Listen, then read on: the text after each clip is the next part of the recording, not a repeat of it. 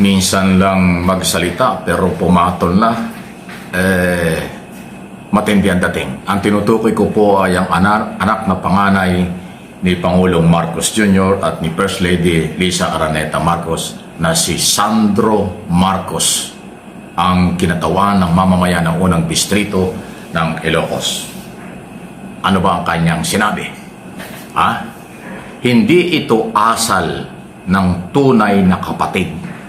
Grabe, ano? Malalim po ang ibig sabihin yan. Tayong mga Pilipino, alam natin ang ibig sabihin yan.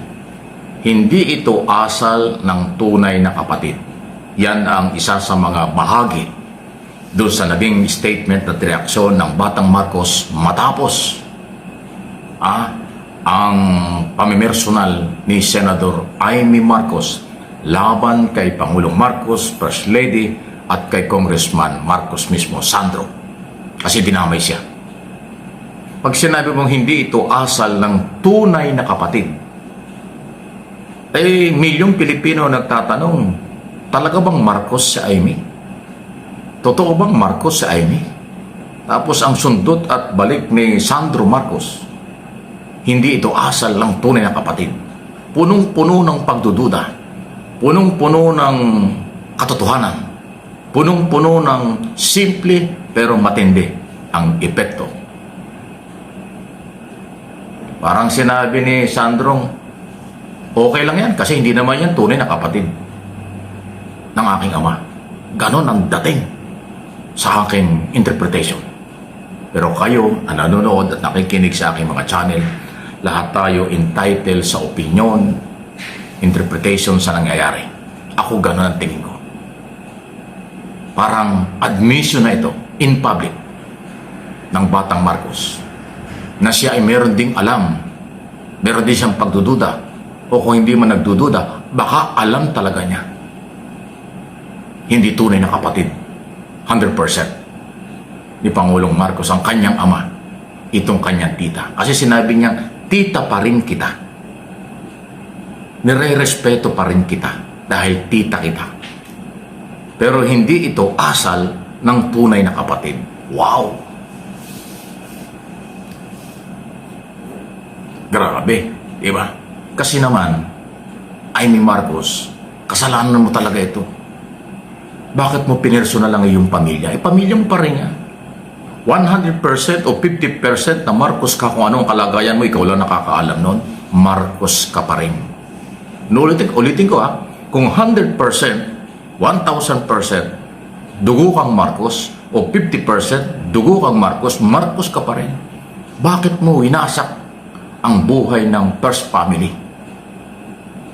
Paano tatanggapin niya ng mga anak mo, ng mga pamangkin mo? Yung mga anak ni Irene Marcos na iyong kapatid. Yung mga anak ni Pangulong Marcos, yung mismo mga anak mo, Amy. Paano tatanggapin itong ginawa mong ito na paninira sa iyong pamilya? Dahil lang sa ambisyon mo sa politika, ambisyon mo sa posisyon, kung ano man yan, ikaw lang nakakaalam. Asal nga ba ito ng tunay na kapatid? Matindi. Pag hindi mo naramdaman yan, baka nahawa ka talaga. Kasi yung lingwahe mo, yung mga paninira mo ay may pasintabi na. Sa aking opinion. Manang-mana ka na sa mga Duterte. Sa kadidikit mo sa mga Duterte, kadidikit mo kay Sara, namana mo na. Nagaya mo na, ginaya mo na ang style ng paninira nila na personal. Hindi nga bumenta yan. Sa loob ng 3 taon, hindi nga nakapag-organize sila ng milyong supporters. Dahil ang personal na paninira, yan ay hindi benta sa tao. Hindi yan tinatanggap ng matinong Pilipino. Pero ang ginawa mo, Amy Marcos, sa akin tingin, ginaya mo pa ang style ng pamilyang Duterte sa mga banat. O edi nakasama ka na doon sa patuloy na lumiliit na grupo kaysa lumalaki. Kasi kung nagmabenta sa tao o kinagat, tinanggap ng mamamayan ang mga batikos ng pamimersonal ni Duterte, ng dating Pangulong Duterte na nandito pa, at lahat ng mga Duterte, maging si Sara Duterte, dapat nakapag-organize na sila ng milyong-milyong Pilipino at followers. Wala Pag nagrarally nga sila lang Kasi nga, ang personal na mga atake, hindi yan tinatanggap ng mga Pilipino. Below the belt yan eh. Ginaya mo pa, Aimee. Kaya ngayon ang tanong sa iyo, ng iyong pamangkin na nire-respeto at kinikilala ka, hindi ito asal ng tunay na kapatid.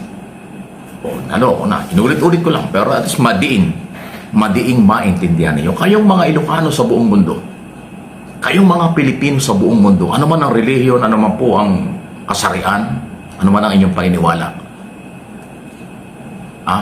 meron din ho kayong kalayaan. Ano inyong masasabi dito sa ganitong sitwasyon? Masyado ng mababa ang level ng labanan. Masyado ng personal.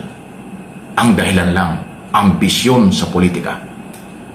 Mangagaw ng kapangyarihan, pabagsakin si Pangulong Marcos para silang mag-take over. Yun lang naman eh. Wala naman silang agenda. Ulit-ulit ko na sinasabi kung ano ang kabuhayang may bibigay nila sa mga Pilipino. Wala. Gusto lang nilang pabagsakin at agawin sa pwesto. Agawin ang pwesto ng First Family sa kasalukuyan. Kaya walang aktibong militar at polis ang makukumbisi. Maliban sa ang ating paniniwala sila ay mga professional organization, hindi talaga sasama sila. Mga retiradong general, iilan lang yan. Mas maraming matitinong general, kernel ng militar at polis ang hindi sasama sa ganyang klaseng galaw.